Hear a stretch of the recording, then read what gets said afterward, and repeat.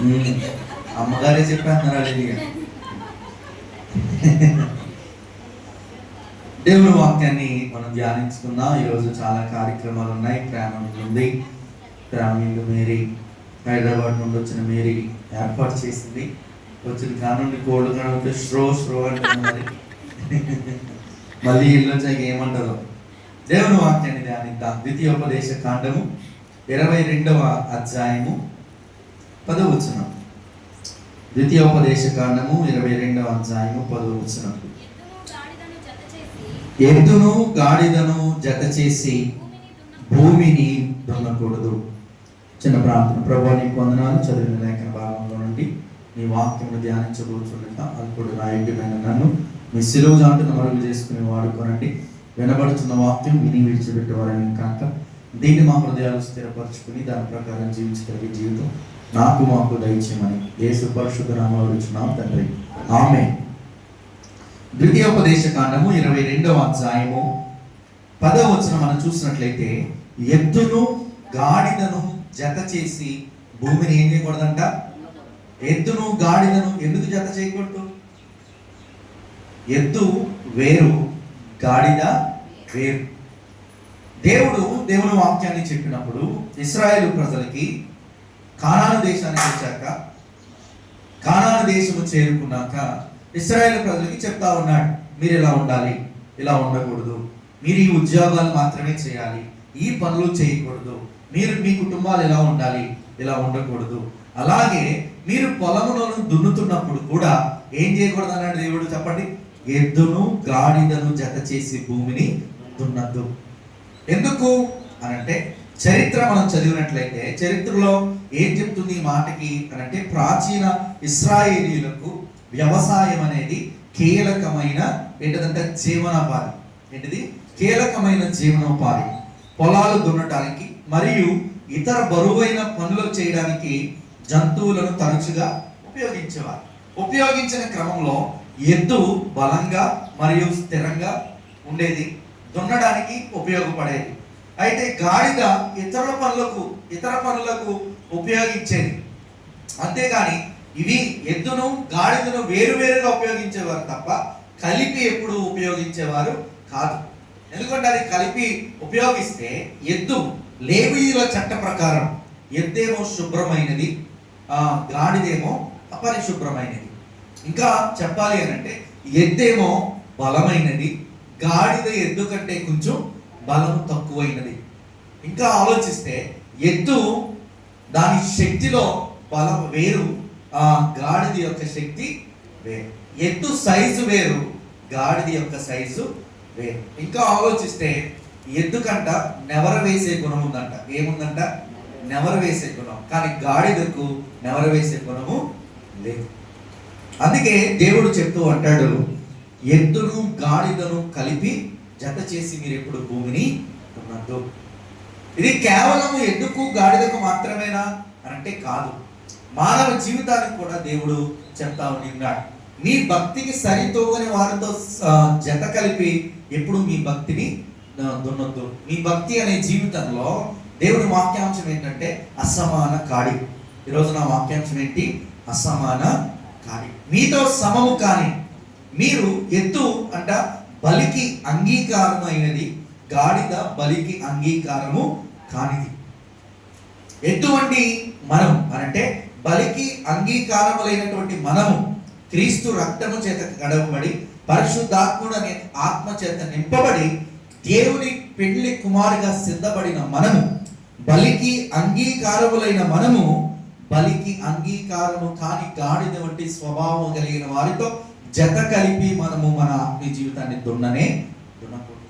కానీ నేటి దినాల్లో క్రైస్తవులు ఎక్కడ ఫెయిల్ అయిపోతున్నారు అనంటే, పాటలు పాడడంలో ఫెయిల్ అవ్వట్లేదు, లేదంటే పరిచర్య చేయడంలో ఫెయిల్ అవ్వట్లేదు, దేవుడి మందిరము వచ్చే విషయంలో అస్సలు ఫెయిల్ అవ్వట్లేదు. కానీ ఎక్కడ క్రైస్తవులు ఫెయిల్ అయిపోతున్నారంటే, వారి సమానమైన కాడిని వారు ఎత్తుకోవట్లేదు. వారు భక్తి జీవితంలో సరితూగేటువంటి సమానమైన కాడిని వారు ఎంచుకోలేకపోతున్నారు. పెళ్లి విషయంలో కానీ, వారి స్నేహం విషయంలో కానీ, వారి బంధం విషయంలో కానీ సరైన సహకారిని, సరైన కాడిని ఎత్తుకోలేకపోతున్నారు. నేటి దినాల్లో మనిషి ఎవరిని ఎక్కువ ప్రేమిస్తారు చెప్పండి? మనిషి మనిషిని ప్రేమించడం ఎప్పుడో మానేశాడు. మనిషి దేన్ని ప్రేమించడం ప్రారంభించాడంటే కుక్కని. అవునా? ఇంకా కుక్కే ప్రపంచం, ఇంకా కుక్కే, ఇంకా కుక్క లేకపోతే బ్రతకలేని మనిషిగా కుక్కనైనా పెంచుకుంటున్నాడు. కానీ మనిషి ఇంకో మనిషిని పెంచుకుంటున్నాడా? చూడండి, మనిషి కుక్కని 25,000 30,000 60,000 పెంచుకుంటున్నారు, కానీ మనిషిని పెంచుకుంటున్నారా? ఎందుకు? కుక్క విశ్వాసం కలది అని చెప్తా ఉంటాం కదా. అదే కుక్క 4 దెబ్బలేయండి చెప్పండి, అదే కుక్క 4 దెబ్బలేయండి ప్రేమిస్తుందా మిమ్మల్ని? మొత్తం ఎక్కడ కలుపుతుందో మనకే కలిశాక బొడ్డు చుట్టూ ఇంజక్షన్లు అంటారు, అదంటారు, పచ్చామంటారు, అదంటారు, ఇత్తెను కొడుతుంటారు, అత్తెను అది కాదు ఇది కాదని డాక్టర్ చెప్పింది చేయలే అనుకోండి, ర్యాబిస్ అనే వ్యాధి వస్తుంది. ఏంటిది? ర్యాబిస్. ఆ వ్యాధికి మందు ఇప్పటి వరకు లేదు. అది వచ్చిందంటే ఇంకా చచ్చిపోవడమే. ఇలాగే ఒక kabaddi player, number 1 kabaddi player అంట, డ్రైనేజ్లో కుక్క పిల్ల పడిపోయిందని తీయడానికి వెళ్ళాడంట. తీశాడు, గట్టు మీద పెట్టాడు. ఆ గట్టు మీద పెట్టే క్రమంలో ఆ కుక్క 7 ఏళ్ళని కరిచిందంట. చిన్న కుక్క పిల్లే కదా, ఏం కాదులే అనుకున్నాడు. కొన్ని నెలలు గడిచేసరికి ఆ యొక్క కరిచిన ఉంటుంది కదా, అది తీవ్రమైపోయి వైరస్ బాడీలోకి బాగా ఎక్కువైపోయి ఏమైపోయాడంటే కుక్కలా తయారైపోయాడు. కుక్కలాగా అరవడం ప్రారంభించాడు, కుక్కలాగా వాసన చూడడం ప్రారంభించాడు, కుక్కలాగా నడవడం ప్రారంభించి కొన్నాళ్ళకి ఏమైపోయాడంటే చనిపోయాడు. ఒక మంచి నెంబర్ 1 కబడ్డీ ప్లేయర్. ఈరోజు నా మనిషి సమానమైన కాడిని ఎంచుకోలేకపోతున్నాడు. అసమానమైన కాడితో ఏమవుతున్నాడంటే ఎన్ని ఇబ్బందులు పడాలో, ఎన్ని కష్టాలు పడాలో అన్ని పడతానే ఉన్నాడు. అసలు నాకు ఎందుకు ఈ శ్రమ వస్తుందని ఆలోచించడం మానేశాడు. కానీ దేవుడు అంటాడు, ఎద్దును గాడిదను జత చేసి భూమిని దున్నకూడదు. మీ ఆత్మీయ పొలములో ఎద్దైన బలికి అంగీకారమైన నీవు హేయమైన వాటితో నీ కాడిని ఎత్తి నీ ఆత్మీయ జీవితాన్ని ఏం చేద్దన్నాడు దేవుడు? దున్నద్దు. ఇదే విషయాన్ని పౌలు గారు కొత్త నిబంధనలో ఆ సంఘానికి బోధించాడు అనమాట. ఎద్దును గాడిదను ఏ విధంగా సంబోధించి ఏ విధంగా సంఘానికి బోధించాడు అని అంటే చూడండి, 2వ కొరింథీయులకు రాసిన పత్రిక, కొరింథీయులకు ఇదే విషయాన్ని పౌలు గారు కొత్త నిబంధనలోకి తీసుకొని చెప్తా ఉండి ఉన్నారు. చూడండి, 2వ కొరింథీయులకు రాసిన పత్రిక 6వ అధ్యాయము 14వ వచనం. 2వ కొరింథీయులకు రాసిన పత్రిక 6వ అధ్యాయము 14వ వచనం. మీరు అవిశ్వాసులతో ఏం చేయొద్దన్నాడు? చక్కగా జబ్బలేసి తిరగమన్నాడా? లేదంటే చక్కగా కలిసి దెబ్బలాడుకోండి, ఎవరినైనా కొట్టేయండి, 4 మురుగుని వేసేయండి అన్నాడు దేవుడు? అందులో ఏమన్నాడంటే మీరు అవిశ్వాసులతో జోడీగా ఉండకుడి, నీతికి దుర్నీతికి ఏమి సాంగత్యము, వెలుగునకు చీకటితో ఏమి వద్దు. ఇదే చెప్తున్నాడు, ఎద్దు గాడిదను జత చేసి దున్నద్దు. ఒక విశ్వాసి అవిశ్వాసితో జోడీగా ఉండద్దు. అసలు విశ్వాసి ఎవరు, అవిశ్వాసి ఎవరు అనంటే, ఇటీవలే సంఘానికి ఒక కుటుంబం వచ్చేది. అవునా? కుటుంబం వచ్చేది, మానేసింది. ఎందుకు మానేశారు ఏంటి అని అడిగితాకెళ్తే, మేము ఇంకా రామండి. యాండి ఎందుకు రారండి? మేము షిప్ ఎక్కేసామండి. ఏం ఎక్కేశారంట? షిప్పు. ఏ షిప్పు? ఫెలోషిప్. ఇంక ఈ షిప్ ఎక్కి దిగరక వెళ్ళిపోతున్నారు అనుకుంటారు. మేము ఫెలోషిప్కి వెళ్తే పరిశుద్ధులం అయిపోతాం, మేము అక్కడ ఉండిపోతే అక్కడే భక్తి నేర్చుకుంటాం, అక్కడే మేము వాక్యం నేర్చుకుంటాం, అక్కడైతేనే మాకు భక్తి వస్తుంది. అది ఆ షిప్ అనే కాదు, ఏదైనా మనం అనుకుంటాం అక్కడికి వెళ్తే మేము అయిపోతాం, అక్కడికి వెళ్తే మేము దేవదూతలం అయిపోతాం, ఇక్కడికి వెళ్తే మేము దేవదూతలం అయిపోతాం. ఎవరు చెప్పారు మీకు? నీవు ఎప్పుడైతే అవిశ్వాసంతో జోడి కలుపుతావో అప్పుడు నీ జీవితం పాడైపోతుంది. ఫర్ ఎగ్జాంపుల్, మీకు అర్థం కావడానికి చిన్న ఎగ్జాంపుల్ చెప్తానే. ఇది ఏంటిది చెప్పండి? చిత్తు పేపర్. దీన్ని రాయడానికి పనికిరాదు, దేనికి పనికిరాదు. అవునా? ఇదేంటిది? మేలుకు ఉన్నారు చెప్పండి. చిత్తు కాగితం. ఇంగ్లీష్ చెప్తాడు అబ్రహ్మణ్య, వద్దులే. చిత్తు కాగితం. ఇప్పుడు చిత్తు కాగితం అనుకుందంట, నా విలువను పెంచేసుకుందాం, నా యొక్క జీవితాన్ని పెంచేసుకుందాం అని అనుకుని బలిపీఠం మీద కూర్చుందంట. ఇప్పుడు దీని పేరేంటి? చిత్తు కాగితం. బలిపీఠం మీద ఉందిగా, అయినా దీని పేరేంటి? సర్లే వద్దులే అని బలిపీఠం లోపల దూరిందట. ఇప్పుడు దాని పేరేంటి? దాని పేరేంటి చెప్పండి. మీరు చెప్పకపోతే నేను ఇంకలా సాగిస్తారే ఉంటా. దీని పేరేంటి? అయ్యి బాబాయ్ లోపల ఉన్న నా పేరు మారట్లేదని కిందకు దూరిందంట బలిపీఠం కిందకి. ఇప్పుడు దీని పేరేంటి? దాని పేరేంటి? చిత్తకాయ. ఇంక ఏం పనవట్లేదు. అయ్యగారు నెత్తి మీద అయితే అయ్యగారు నెత్తి మీద అయితే అభిషేకం ఉంటది అని చెప్పి అయ్యగారు నెత్తి మీద ఎక్కిందంట, ఇక్కడ కూర్చుందంట. ఇప్పుడు దాని పేరేంటి? ఏమైంది దాని పేరు? బలిపీఠం మీద ఉన్న, బలిపీఠం లోపల ఉన్న, బలిపీఠం కింద అయ్యగారు నెత్తి మీద ఉన్న దాని పేరేంటి? ఎందుకు? దాని స్వభావమే అది. ఇప్పుడు నా దగ్గర ఇంకో పెద్ద కాగితం ఉంది. ఇది చూద్దాకేనే ఇవ్వను ఎవరికి. ఇది ఇది ఇది ఏంటిది? ఇది దీని విలువ ఎంత? కింద వేసింది దాన్ని. దాని పేరేంటి? చూద్దాకేనమ్మా. సర్లే కింద పడేసాను. దాని పేరేంటి? డ్రైనేజ్ లో పడేసాను. దాని పేరేంటి? లేదంటే ఊరు బయట పడేసాను. దాని పేరేంటి? లేదు ఇంకా చెత్తబుట్టలో పడేసాను. దాని పేరేంటి? ఎక్కడ పడేసినా దాని విలువ ఎంత? మనం అనుకుంటా మన పరిస్థితులు మార్చేసుకుంటే మనం పరిశుద్ధం అయిపోతాం అనుకుంటా. కానీ యేసుక్రీస్తు భూమి మీదకి వచ్చినప్పుడు అంట దేవుడు పరిస్థితులను మార్చలేదంట, కానీ మనిషి యొక్క స్వభావాన్ని మార్చాడు. దేవుడు దొంగను చంపడానికి రాలేదు, కానీ మనిషిలో ఉన్న దొంగతనం అనే గుణాన్ని చంపడానికి వచ్చాడు. నువ్వు ఎక్కడికో వెళ్ళిపోయి ఏదో చేస్తాను అని అనుకున్నంత మాత్రాన నువ్వు పరిశుద్ధుడవు కానే కాదు. మార్పు అనేది పరిస్థితుల్లో లేదు. మార్పు అనేది ఎక్కడుంది? మనలో ఉండాలి. మన ప్రవర్తన మారితే, మన ప్రార్థనా జీవితం మారితే, మన క్వాలిటీ ఆఫ్ లివింగ్ మారితే అప్పుడే మనం పరిశుద్ధులం అవుతాం. బలిపీఠం మీద కూర్చున్నంత మాత్రాన, పాస్టర్ గారి నెత్తి మీద కూర్చున్నంత మాత్రాన చిత్తు కాగితం 500 కాగితం కానే కాదు. ఎప్పుడైతే చిత్తు కాగితం స్వభావం మార్చుకుంటుందో, ఎప్పుడైతే చిత్తు కాగితం చెత్తలో ఉండడం మానేసి కాగితము పరిశుద్ధపరచబడతారో అప్పుడే దాని విలువ అనేది మారుతుంది. ఎప్పుడు మారుతుంది? ఎద్దు గాడిదతో జత ఉన్నంత కాలం మారదు.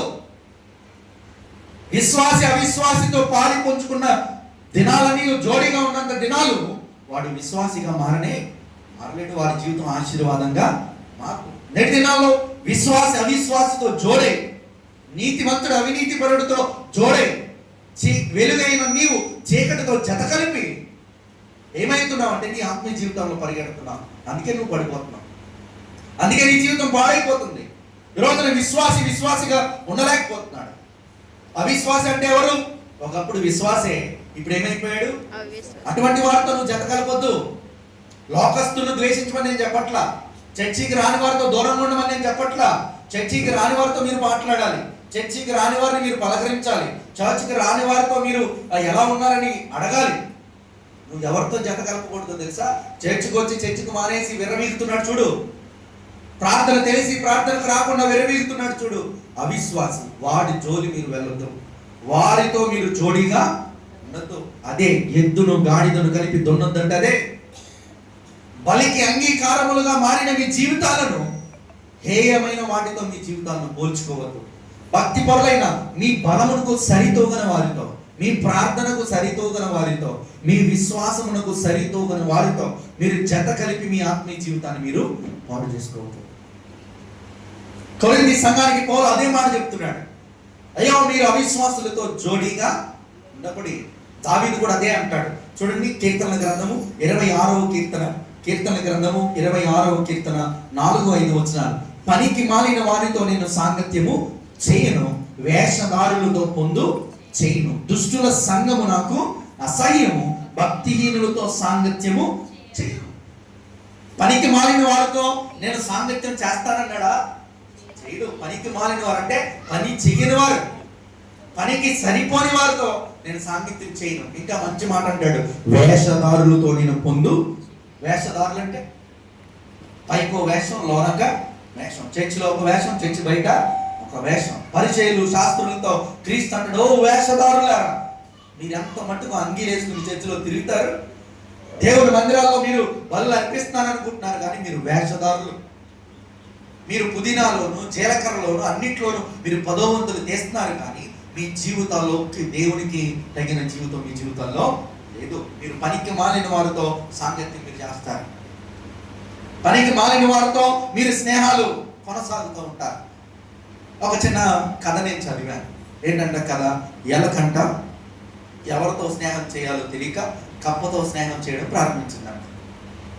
కప్ప మన ఇద్దరు మంచి స్నేహితులుగా ఉందాం అని ఇద్దరు స్నేహాన్ని పెంచుకుని కొన్ని రోజులు స్నేహంలో కొనసాగుతారంట. కొనసాగుతూ ఉంటే మరి కప్ప ఎక్కడ ఉంటుందో ఎలక ఎక్కడ ఉంటుందో వీళ్ళిద్దరికి కనెక్షన్ అనేది సరిగ్గా కనవట్లేదు అనమాట.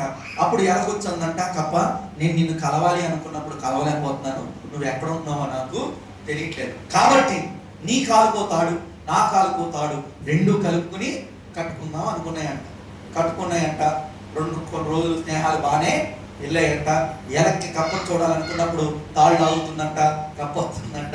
కప్పకి ఎలకను చూడాలనుకున్నప్పుడు తాళ్ళు ఆగుతుందంట, ఎలక వస్తుందంట. బాగానే స్నేహాలు ఉంటే ఒకరోజు కప్పకి చాలా ఆకలేసిందంట. ఏమేసింది? బాగా ఆకలేసి ఎలకని పిలిచిందంట. ఎలక నాకు బాగా ఆకలేస్తుంది, కానీ ఏమన్నా దొరుకుతాయేమో వెళ్ళి తీసుకుని రా అన్నదంట. ఎలక వెళ్ళింది, తిరిగింది, ఎక్కడ దొరకలేదు. వచ్చన్నదంట, ఆహారం ఏమి దొరకలేదు అని అంటే కప్ప అన్నదంట, అయితే ఉండు నేను వెళ్తాను, నేను నీటి లోతులోకి వెళ్ళి మనకి ఏం కావాలో నేను తీసుకొస్తాను, మన ఇద్దరం పంచుకుని తిన్నాం అని అనుకుని కప్ప పెద్ద స్కెచ్ చేసి లోతుకి దిగిపోయిందంట. ఇప్పుడు ఏమైంది? పాపం తాడు ఎవరు కట్టుకున్నారు? ఎలక్కి. పాపం ఇది వెళ్ళిపోయాడు అమాంతంగా, ఇది కూడా లోతుకి కొట్టుకుంది ఊపిరాడినంత సేపు ఉంది. రావే బాబా అంటే అది ఇంకా లోతుకి వెళ్ళిపోతుందంట. లోతుకి వెళ్ళేసరికి కప్ప కొట్టుకుని చచ్చిపోయింది. కప్ప అమాంతంగా ఎలకని మింగి తినేసి రోజున ఎద్దు గాడిద జత చేసి విశ్వాసి అవిశ్వాసితో జోడిగా ఉండదు. అసలు కప్పకి ఎలక్కి స్నేహం ఏంటంట చెప్పు? ప్రార్థనకి వచ్చే నీతోను ప్రార్థనకి రానితో పోటీ ఏంటి నీకు? నాకు అర్థం కాదు. ఆడు మానేశాడు, నేను మానేస్తే ఏంటని ఎందుకు మానేస్తున్నాను? ఆదివారం ప్రార్థన తెలుసుకోవడం రావాలని తెలీదా నీకు? శుక్రవారం ప్రార్థన తెలుసుకోవడం ప్రార్థనకు రావాలని తెలీదా? అవిశ్వాసులతో కలిపి ఆడు మానేశాడు కాబట్టి నేను కూడా మానేస్తాను, ఆడు వెళ్ళట్లేదు కాబట్టి నేను కూడా వెళ్ళను. ఏది? విశ్వాసులు అవిశ్వాసులతో పొట్టు పెట్టుకుని జోడీగా ఉండి మీరు మీ విశ్వాసాన్ని పాడు చేసుకుంటున్నారు, మీరు మీ భక్తిని పాడు చేసుకుంటున్నారు. కానీ దావీదు అంటాడు, వేషధారులతో నేను పొందు, దుష్టుల సంఘము నాకు అసహ్యము, భక్తిహీనులతో నేను సాంగత్యము చేయను, వారికి నాకు సరితూగదు. నేను దేవుని హృదయానుసారుడును, దేవుని భక్తిని ఎరిగిన వాడును. కానీ సంసారంలో ఉన్నాడా? లేడు. దేవుడిచ్చిన బలము చూసుకుని, దేవుడిచ్చిన ఆరోగ్యం చూసుకుని, నాకు ఇచ్చిన బలవంతుడు ఎవరు లేడు అని చెప్పి ఫిలిస్తీన్లో ఉన్న అమ్మాయిని చూసి పెళ్ళి విశ్వాసులు అవిశ్వాసులతో జోడి కలవడానికి వీళ్ళు. ఏమైంది? సంసుకునుకున్న బలమంతా పోయింది. ఏడ్చాడు దేవుడు. ఎక్కడ ప్రార్థన చేశాడో తెలుసండి? దేవుని మందిరంలో ప్రార్థన చేయలేదు, కానీ ఫ్యాన్ పెట్టేమన్నా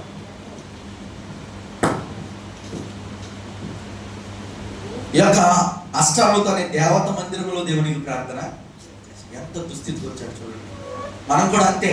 ఆరోగ్యం బాగున్నంత వరకు చర్చికి రాము, చక్కగా ఆదివారం అక్కడ తిరుగుతాం, ఇక్కడ తిరుగుతాం, అటు వెళ్తాం, ఇటు వెళ్తాం, మన ఇష్టం వచ్చినట్టు ఊర్లో వెళ్ళిపోతాం. మేము చిన్నపొట్టాడికి కారు వేసుకుని ప్రార్థనకి వెళ్తే బ్యాగ్ వేసుకుని ఊరు వెళ్తారు. వెళ్ళాం భలే కోపం వస్తుంది. ఆదివారమే గుర్తొస్తుంది ఊరు. పోనీ ఆదివారం ప్రార్థనకు వచ్చేసి వెళ్ళొచ్చు కదా, వెళ్ళరు. ప్రార్థన పోగొట్టేసుకునే వెళ్ళాలి. వెళ్తారు ఐసీలో పడుకుని, ఈరోజు ఆదివారం ప్రార్థనకి వెళ్ళి ఉంటే అంత బాగుండేది. ఎక్కడ ఐసీలో ఏడవలసిన పరిస్థితి ఏంటి? ఆరోగ్యం బాగున్నప్పుడు వచ్చావా? దేవుడు పరిస్థితులు బాగున్నప్పుడు వచ్చావా? లేదు. దుష్టులతో తిరిగావు, పాపులతో తిరిగావు, పనికి మాలిన వారితో సాంగత్యం చేశావు, వేషధారులతో కూడి భలే నాటకాలు ఆడావు. ఈరోజు నీ పరిస్థితి. అందుకే దేవుడు ఎద్దును గాడిదను జత చేసి ఉన్నతుడు. విశ్వాసులమైన మీరు అవిశ్వాసులతో జత కలపొద్దు. అవిశ్వాసుల్ని మీరు ద్వేషించమని నేను చెప్పట్లా. నువ్వు పాపి అని అన్నమని నేను అనట్లేదు. వారికి మీకు జత కలవకుండా చూసుకోండి. వారి వలె మీ భక్తి కూడా పాడైపోకుండా చూసుకోండి. వారి వలె మీ ప్రార్థన జీవితం పాడైపోకుండా చూసుకోండి. కానీ విశ్వాసి ఒక్కసారి తప్పు చేస్తే, విశ్వాసి తప్పు చేయడా అంటే చేస్తాడు, విశ్వాసి పడిపోడా అంటే పడిపోతాడు, విశ్వాసి పాపం చేయడా అంటే పడతాడు పాపంలో, కానీ పడినను మరలా తిరిగి లేస్తాడు. ప్రభువా నన్ను క్షమించి కెనడి అన్నాడు ఆ వైపు.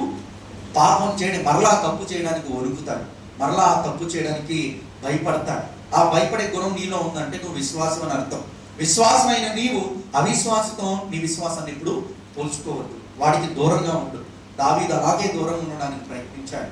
ఇంకా అంటాడు, 1 కొరింథీయులకు రాసిన పత్రిక 10వ అధ్యాయము పౌలు కొరింథీ సంఘానికి చెప్తూ, 1 కొరింథీయులకు రాసిన పత్రిక 10వ అధ్యాయము 21వ వచనం మనం చూసినట్లయితే, మీరు ప్రభు పాత్రలోనిది దెయ్యముల పాత్రలోనిది కూడా త్రాగనేరరు, ప్రభువు బల్ల మీద ఉన్న దానిలోను దెయ్యముల బల్ల మీద ఉన్న దానిలోను కూడా పాలు పొందనేరరు. ఏం చేయకూడదంట? ప్రభు బల్లలోను చేపెట్టుకు, ప్రభు బల్లలో ఉన్న దానిలోను దెయ్యముల బల్ల మీద ఉన్న దానిలోను కూడా మీరు పాలు పొందనేరరు. ప్రభు బల్లారాధనలో పాలు పొందే నీవు లోకపు బల్లారాధనలో అంటే లోకపు ఆచారాల్లో కూడా చేతులు పెట్టడానికి వీలు లేదు. ఇంకా చెప్పాలంటే త్రాగుడు త్రాగకూడదు, లోకంలో ఉన్నటువంటి చెడు స్నేహాలు, లోకంలో ఉన్న సినిమాలు, లోకంలో ఉన్నటువంటి వాటి వైపు మీరు తిరగకుండా ప్రభు బల్లలో ఉన్న మీరు ప్రభు బల్లోనే ఉండాలి. అంతకు మించి మీరు బయటికి వెళ్ళడానికి వీలు లేదు. ఇంకా అంటాడు 23వ వచనంలో చూడండి, అన్ని విషయములందు నాకు స్వాతంత్రము కలదు కానీ అన్నీ చెయ్యదగినవి కాదు, అన్నిటి యందు నాకు స్వాతంత్రము కలదు కానీ అన్నీ క్షేమాభివృద్ధి కలుగు చేయవు, క్షేమాభివృద్ధి కలుగ చేయవు. అన్నిటి యందు నాకు ఏం కలిగింది? స్వాతంత్రం. మన ఆగస్టు 15న మనం ఏం జరుపుకున్నాం? ఇండిపెండెన్స్ డే, స్వాతంత్ర దినోత్సవాన్ని జరుపుకున్నాం. అంటే భారతదేశానికి ఏమొచ్చింది? స్వతంత్రం వచ్చింది. స్వతంత్రం అంటే అర్థం ఏంటి? ఎలా పడితే అలా జీవించేమనా? లేదు. ఎప్పుడైతే స్వతంత్రం వచ్చిందో భారతదేశంలో కాన్స్టిట్యూషన్ అనేది వచ్చింది. ఎప్పుడైతే స్వతంత్రం వచ్చిందో భారతదేశంలో ఏమొచ్చింది? కాన్స్టిట్యూషన్. ఈ యొక్క అంబేద్కర్ ఏం తీసుకొచ్చాడు చెప్పండి?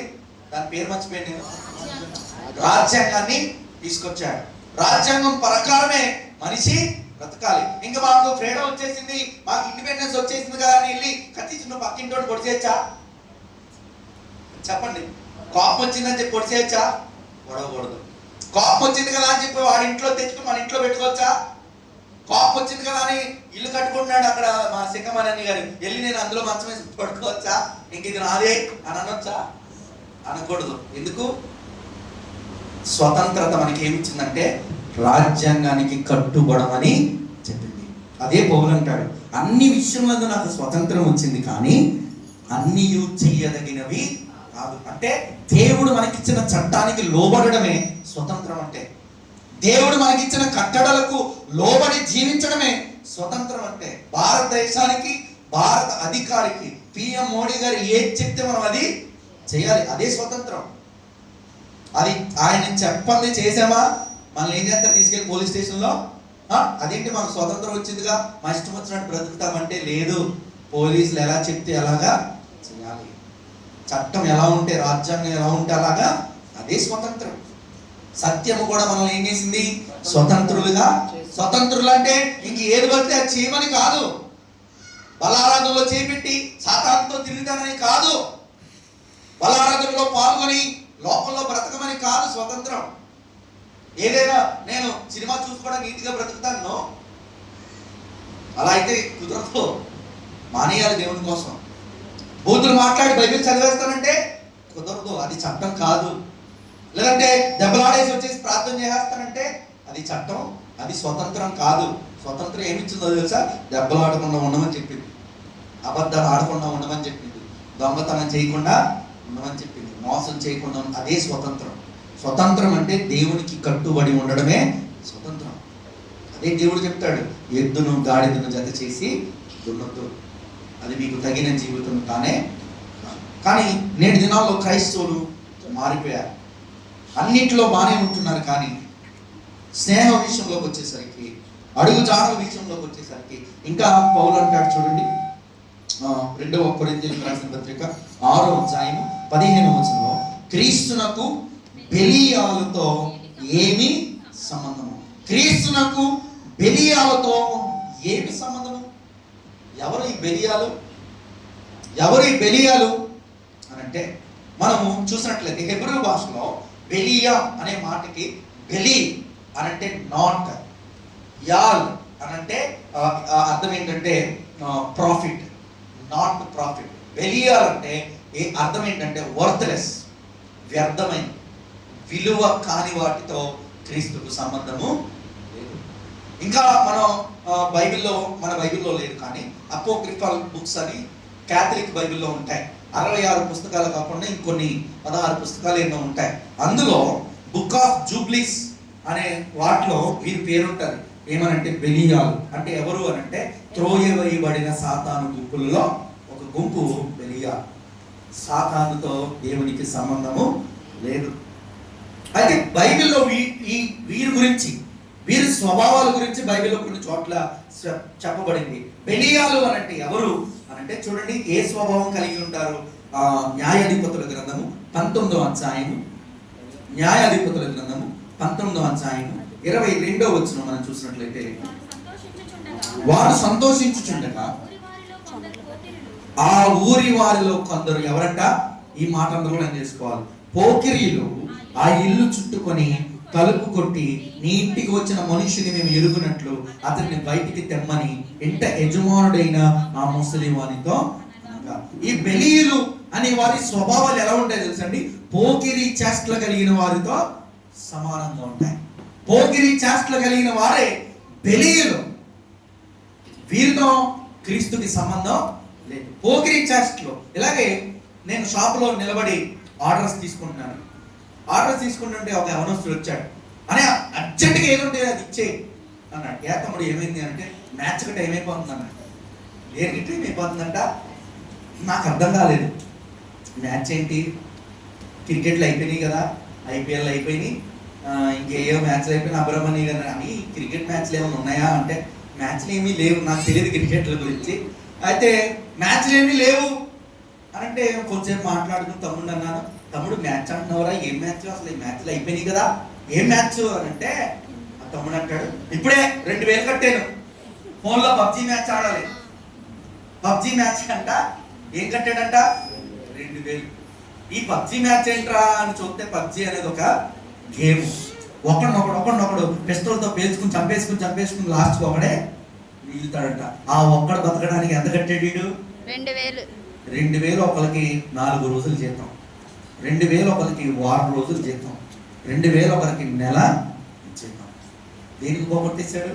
పనికి మాలిన వారితో చేతులు కలిపి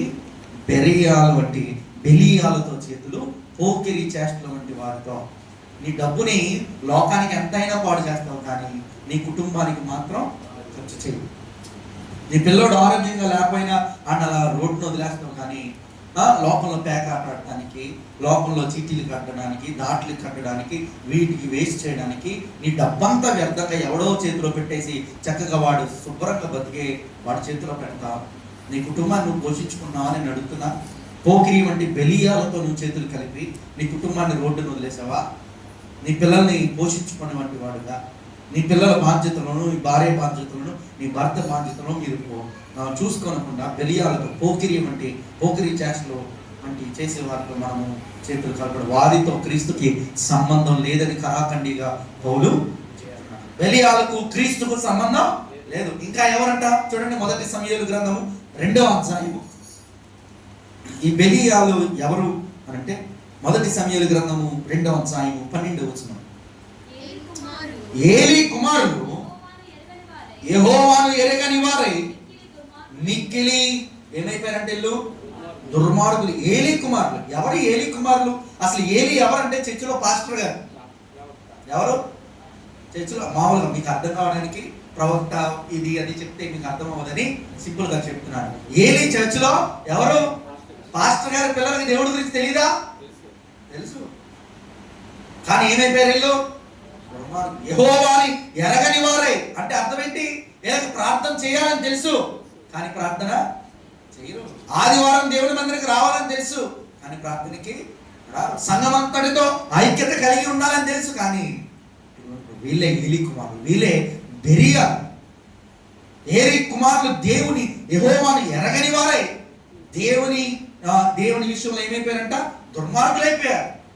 ఎవరంటే వీళ్ళు పాస్టర్ గారి పిల్లలు, నేను కాదులేండి, ఏలీ కుమార్. ఏలీ కుమారులు ఏమి దుర్మార్గులు అయిపోయారు. దేవునిని ఎరగని వారై బెలియాతో వారు సాంగత్యము చేసేవాటి వారుగా, ఇటువంటి క్యారెక్టర్ కలిగిన వారే బెలియాలు అని చెప్తున్నాను నేను. బెలియాలు అంటే ఎవరో కాదు, సాతానే. ఎటువంటి వాడు వీడు? పోకిరి చేష్టలు చేసేవాడు, ఇంకా దేవునిని ఎరగని వంటి వాడుగా చేసేవంటి వాడితో క్రీస్తుకి సంబంధం లేదు. విశ్వాసి అవిశ్వాసితో జోడిగా ఉండొద్దంటే ఇదే. ఇటువంటి పోకిరి వాళ్ళతో మీరు చేతులు కలపొద్దు, ఇటువంటి దుర్మార్గులతో మీరు చేతులు కలపొద్దు, ఇటువంటి యొక్క దేవునిని ఎరగని తరముతో మీరు దుర్మార్గులుగా మీరు ఉండొద్దు. నేను ఇలాగే షాప్లో కూర్చున్నప్పుడు ఇంత పిల్లలు చిన్న డబ్బా ఇచ్చుకుని వచ్చారు. ఇంత పిల్లలు డబ్బా ఇచ్చుకుని వచ్చాను. అనియా చందా అన్నారు. ఏంటంట దేనికిరా చందా అంటే, మేము పలానా పండుగ చేస్తున్నాం, చందా ఇవ్వమన్నా. ఏం చేయాలి నేను? పాప చూశాను వాళ్ళు ఇంతే ఉన్నారు. ఎంత ఉన్నారు? ఇంత ఉన్న వాళ్ళు దేనికోసం పరిగెడుతున్నారు చెప్పండి? వాళ్ళ దేవుణ్ణి కనపరచడానికి. మా పిల్లలు ఇంత ఉంటారు, చర్చికి చెప్పండి. ఇంత ఉంటారు, వస్తారా చర్చికి?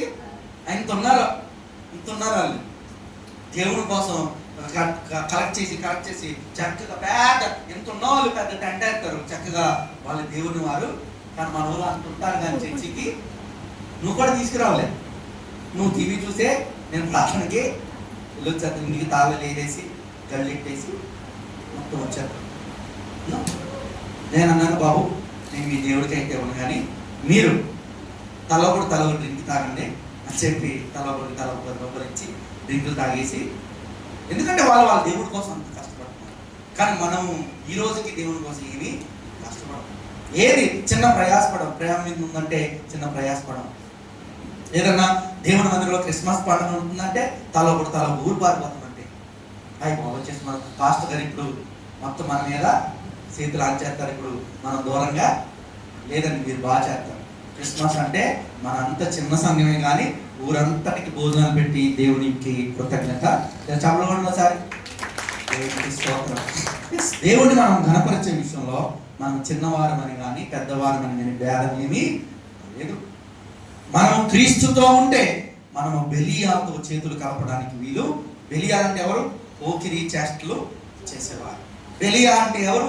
ఏలీ కుమారులు, దేవునిని ఎరగని వారై దుర్మార్గులుగా వారు జీవిస్తున్నారు. దేవుని మందిరంలో ఉన్న వాటిని దోచుకుని వెళ్ళి వారికి ఇష్టం వచ్చినట్టు జలసాలు చేస్తున్నారు. అలాంటి వారితో దేవునికి సంబంధం లేదు. అలాంటి వారితో మనం చేతులు కలపడానికి వీలు లేదు.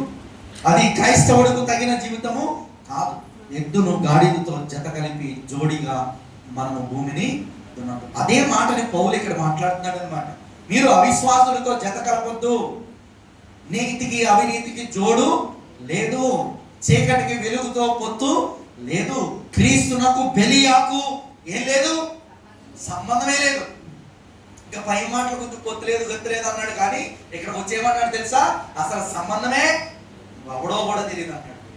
బెలియా అసలు బెలియా దరికి కూడా చేరద్దు, సంబంధం లేదు. పోకిరి వాళ్ళతో మీకు సంబంధం లేదు, దుర్మార్గులతో మీకు సంబంధం లేదు. మరి ఎవరితో ఉండాలంట? చూడండి, అదే 2వ కొరింథీయులకు రాసిన పత్రిక 6వ అధ్యాయము మనం చూసినట్లయితే ముగించుకుందాం. 16వ వచనం. దేవుని ఆలయమునకు మనము జీవము గల దేవుని ఆలయమై ఉన్నాం. మనం ఏమై ఉన్నాం? జీవము గల దేవుని ఆలయమై ఉన్నాం. నిర్జీవమైన ఆలయాలు కాదు. మనము జీవము కలిగిన వారు, మాట్లాడగలిగిన వారు, దేవుని పక్షాన దేవుని వాక్యాన్ని అందించగలిగిన వారు, ఎవరన్నా మిమ్మల్ని ప్రశ్న అడిగితే తిరిగి వాక్యానుసారమైన జవాబు ఇవ్వగలిగిన వారు. ఈరోజు క్రైస్తవులు ఎవరైపోతున్నారు? మీ దేవుడు అని బైబిల్ ఎక్కడుందని చెప్పమంటే అయ్యి బాబు ఇంక లేదు, ఇంకా నోరు లిపాటిగా అయిపోయింది. ఇంకా క్రైస్తవులే చెప్పలేకపోతే ఇంక ఎవడు సమాధానం చెప్తాడు వాళ్ళకి? మీ దేవుడని బైబిల్ ఎక్కడుందో చెప్పండి, చెప్తారా మీరు? చెప్పలే. తండ్రి దేవుడా, కుమారుడు దేవుడా, పరిశుద్ధాత్ముడు దేవుడా అని మిమ్మల్ని ఎవరన్నా అడిగితే చెప్తారా? మీ దేవుడు ఒక్కడా ముగ్గురా అంటే చెప్పగలుగుతున్నారు సమాధానం? We should have a maturity. మనం క్రీస్తులో జీవము కలిగిన ఆలయములై ఉన్నాం, నిర్జీవమైపోయిన వారం కాదు. బైబిల్ చదివితే మనకు అర్థమవుతుంది యేసు ప్రభు దేవుడు ఎలాగయ్యాడు, యేసు ప్రభు ఎందుకు దేవుడు అయ్యాడు. అసలు దేవుడు ఒక్కడే అయితే తండ్రి ఎవరు, కుమారుడు ఎవరు, పరిశుద్ధాత్ముడు మీకు తెలుసా? గుర్తుందా? ఈ మెసేజ్ చెప్పాను నేను. థమ్స్అప్ బాటిల్ కూడా తెచ్చాను మీకు మరి తెలియని చూస్తారా?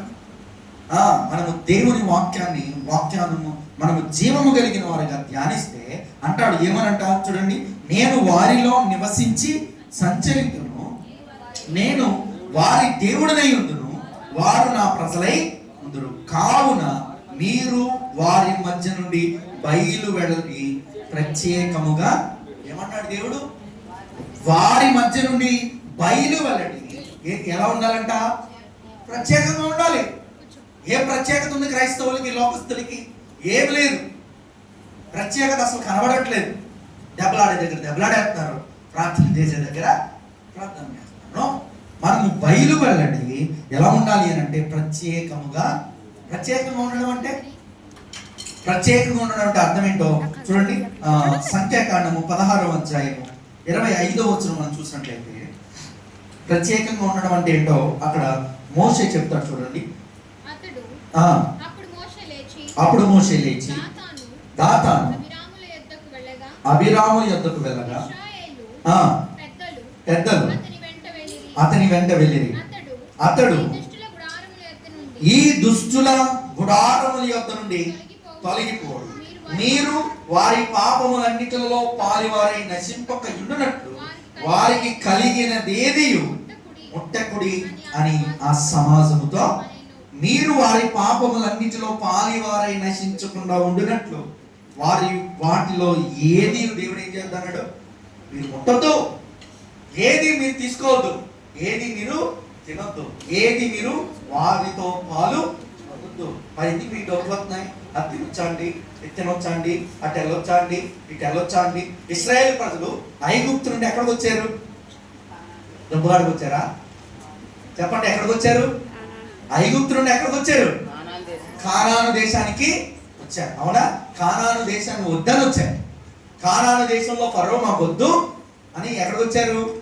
కానానికి వచ్చిన వాళ్ళు, ప్రభువా ఒకసారి ఫరో హాయి చెప్పొస్తాను, వెళ్ళి ఒకసారి ఫరోడు కలిసి వస్తానంటే దేవుడు ఒప్పుకుంటాడా? అలా అడగొచ్చా?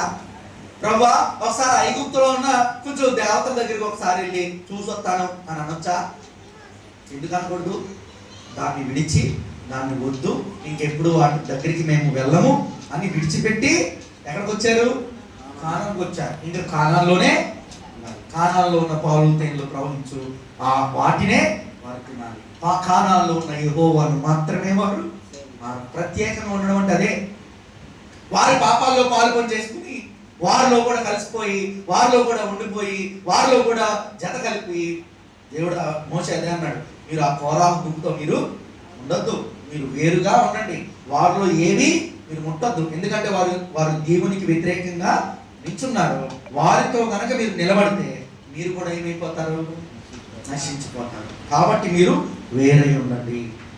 దేవుడు అదే చెప్తున్నాడు పౌలు, మీరు ప్రత్యేకంగా ఉండండి, వేరే ఉండండి అంటే వాళ్ళని ద్వేషించమని కాదు, వారిని బూతులు తిట్టమని కాదు, వారిని మీరు పాపులు అని అనమని కాదు. ఏంటి అంటే మాకు వారితో పాలు లేదు అని మీరు ప్రత్యేకంగా మాకొద్దు, మేము చెయ్యము అటు వాటిలో మేము మాకంటూ మాకు ఒక దేవుడు, ఆయనే మాకు దేవుడు. అదే పైవచనం, నేను మీకు దేవుడునై ఉన్నాను, మీరు వేరే ఉండండి, మీరు ప్రత్యేకంగా ఉండండి. నేను మీకు దేవుడిని అయితే మీరు ఎలా ఉండాలి? ప్రత్యేకంగా ఉండాలి. You should be Holi. నేను పరిశుద్ధుడిని కనుక మీరును పరిశుద్ధులై ఉండండి. పాపంలో మీరు పాలు పంచుకునేవారుగా మీరు ఉన్నట్టు, లోకముతో మీరు కలిసిపోయే వారంగా మీరు ఉన్నట్టు, ఎద్దును గాడిదతో జత చేసి మీరు భూమిని ఉన్నట్టు. ఎందుకంటే దేవుడు మనల్ని ప్రత్యేకంగా ఉండమని చెప్పాడు. దేవుడు మిమ్మల్ని పిలుచుకున్నాడు. ఆయన స్వరక్తం ఇచ్చి ఆయన నీ ప్రతి పాపమును, దేవుడు అంట దొంగను చంపలేదంట, కానీ మనుషులో ఉన్న దొంగతనం అనే గుణాన్ని చంపాడు. దేవుడు వ్యభిచారిని చంపలేదు, కానీ వ్యభిచారం అనే గుణాన్ని చంపాడు. అందుకే మనం వేరుగా ఉండాలి, అందుకే మనం ప్రత్యేకంగా ఉండాలి. దుష్టుడిని శిక్షించడానికి రాలేదు, కానీ దేవుడు దుష్టుడిలో ఉన్న దుష్టత్వాన్ని మార్చాడు. అందుకే స్టువార్టుపురం ఒకప్పుడు దొంగల గుహది, కానీ ఇప్పుడు స్టువార్టుపురం అంటే ఏం జరుగుతుందో తెలుసా? మీటింగ్లన్నీ అక్కడే జరుగుతాయి. దొంగలే మారి ఇప్పుడు సువార్త ప్రకటించడం ప్రారంభించాడు. ఇప్పుడు దొంగ మారడం కరెక్టా, దొంగని చంపేయడం కరెక్టా? మారడమే కరెక్ట్. ఇప్పుడు రేప్ చేశాడని ఒకటి చంపేస్తాం, ఇంకా రేప్ చేయకుండా ఉండరా? ఎన్ని జరగట్లేదు, జరుగుతున్నాయి. అందుకే దేవుడు ఏం చేయడానికి వచ్చాడంటే మనిషిని చంపడానికి రాలేదు, కానీ మనిషిలో ఉన్న దుష్టత్వాన్ని చంపడానికి వచ్చాడు. అది ఆ దుష్టత్వం ఎప్పుడైతే మనలో చచ్చిపోతుందో అప్పుడే మనము వేరుగా, ఆ దుష్టులతో మనం సాంగత్యం చేయొద్దు, ఆ దుష్టులతో మనం కలిసి ఉండద్దు. దేవుడు మనకు దేవుడై ఉన్నాడు కనుక మనము ప్రత్యేకంగా ఉండాలి. ఇంకా ఏమంటాడు, నేను మీకు తండ్రినై ఉన్నాను, మీరు నాకు కుమారులై కుమార్తెలై ఉన్నారు కనుక మీరు అట్టి సంబంధాన్ని కలిగి కంటిన్యూ అవ్వండి. అంతేగాని ఎద్దును గాడిదతో జత చేసి మీరు ఎప్పుడు మీ భూమిని ఉండొద్దు. అవిశ్వాసులతో మీరు జోడీగా ఉండొద్దు. అదే మాటను, పాత నిబంధనలో ఉన్న మాటను పౌలు తీసుకొచ్చి ఎక్కడ వివరించాడు తెలుసా? కొరింథీ సంఘంలో వివరించాడు. ఈ కొరింథీ సంఘం చాలా భయంకరమైన సంఘం. పౌలు గారికి ఎక్కువ విసుగు పుట్టించిన సంఘాల్లో ఒక సంఘం కొరింథు సంఘం.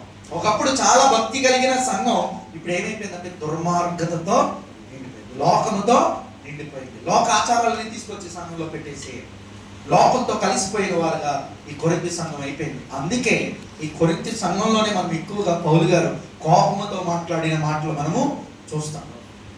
ఆ మాటల్లో ఒక మాట, అవిశ్వాసులతో మీరు జోడి ఉండొద్దు. అర్థమైందా? మనం ఎవరితో జోడీగా ఉండకూడదు? ద్వేషించమని కాదు, వారితో మనము జోడీగా ఉండొద్దు. వారి మాటలకు మనం అంగీకరించొద్దు, వారితో మనం జత కలిపి తిరగొద్దు.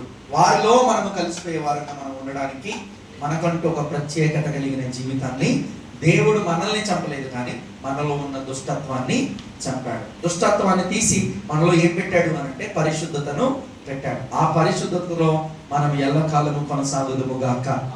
ఆమేన్. తలలో ఉంచినట్లయితే ప్రార్థన చేసుకుందాం.